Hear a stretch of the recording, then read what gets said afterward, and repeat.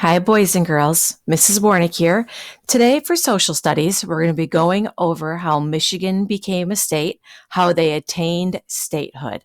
Now, if you remember from when we were back in the classroom, we talked about how three things had to happen before Michigan became a state.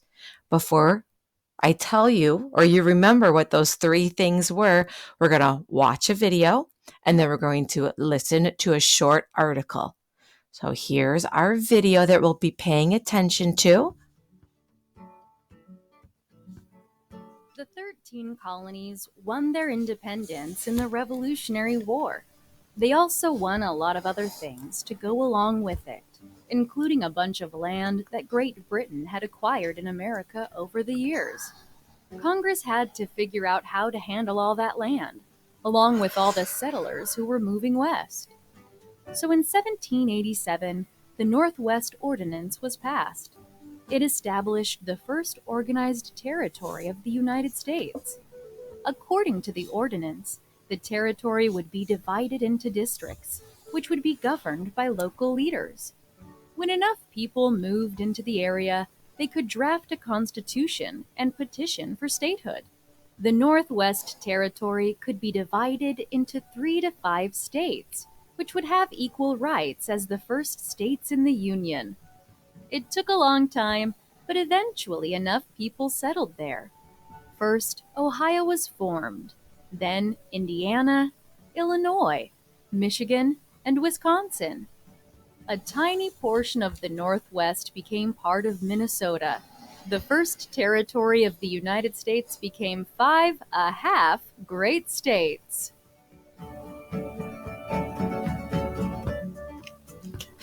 All right, third graders, I know many of you are going, I remember, I just heard it in the video. You're not going to tell me yet. Don't say it out loud just yet. Keep it in your mind. Those three things that had to happen before Michigan became a state. So we did the video. Now we're going to be listening to the short article. Long ago, in the 1780s, our state was part of an area called the Northwest Territory. This land was located between the Mississippi River, the Great Lakes, and the Ohio River. In 1787, the Northwest Ordinance was written as a plan for making the Northwest Territory into 5 separate states: Ohio, Indiana, Illinois, Michigan, and Wisconsin. The ordinance also stated that slavery was illegal in the territory. The land areas in the Northwest Territory had to meet 3 requirements before becoming states. First, each area needed at least 60,000 people. Second, each needed to write its own state constitution. Third, each area had to have boundaries showing where the state started and ended. Well, Ohio was the first of the 5 to become a state. When Ohio became the 17th state in 1803, it drew its boundaries to include an area called the Toledo Strip. That turned out to be a problem with Michigan's long road to statehood. The road to statehood started in 1805, when Michigan officially became its own territory. William Hull was the first governor, and Detroit was the first capital city. However, it wasn't until 1832 that citizens of the Michigan Territory started the process to become a state.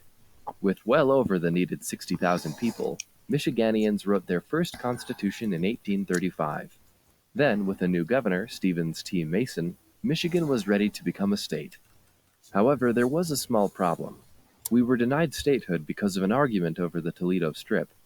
Ohio, who was already a state, said this piece of land belonged to them, but the people of Michigan did not agree. Finally, the 2 areas reached a compromise, and Michigan gave up this small piece of land at the top of Ohio in exchange for the entire Upper Peninsula of Michigan.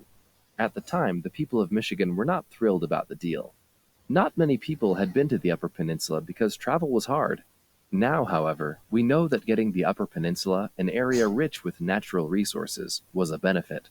With the dispute over the Toledo Strip settled, our required number of people, and a state constitution, Michigan finally joined the Union, or United States, on January 26, 1837, as the 26th state. Hooray! Oh, that is good news. Hooray. So before we go on and talk anymore, I just wanted to look here. There was a map at the top of this article, and you see it says Michigan up here. There's Lake Erie, and then it says Toledo. So right here's that Toledo Strip, or what Michigan and Ohio, they were arguing about, the Toledo Strip. So that's where the land is that they cause all that arguing. All right, boys and girls. So before we go on, well, I'll do it now. You talked me into it. What are the 3 things that needed to happen before Michigan became a state? Let's think about it. What had to happen? I can hear someone saying it. You're correct. We needed at least 60,000 people in Michigan. 60,000 people. And we had more than 60,000 people. All right. The second thing that needed to happen, you're right again. Michigan had to write a state constitution just for Michigan. And we did that. That was, I wouldn't say it was easy, but we did it. The third thing that had to happen, which kind of made our statehood take a little bit longer, there were some problems with it. Yep. We had to know where Michigan started, where it ended. We had to know the territory or all the state lines, the boundaries that made up Michigan. And remember up here, the Toledo Strip, Michigan and Ohio, we were arguing over who this belonged to. And since we argued over who it belonged to, we couldn't become a state yet. But don't worry. President, he came down, he said to us, don't worry, Michigan, give Ohio the Toledo Strip. If you do that, we will give you all, the Upper Peninsula. Whew. We didn't know it at the time, but it was a great deal. I'm happy we have the Upper Peninsula, and from our conversations in the classroom, I know you are too. So Michigan finally became a state in the year 1837. All right, some questions that I know you're going to know the answers to like that. The land located between the Mississippi River, the Great Lakes, and the Ohio River was called the Northwest Territory. Rio Grande, I don't remember that even being said, so cross that one out. Toledo Strip, that was the area that we were fighting over. Upper Peninsula, we know what the Upper Peninsula is. So that leaves us with the Northwest Territory. Yes. Oh, we did get it correct. Phew. Nice job, third graders. Our second comprehension question, how did Ohio delay Michigan becoming a state?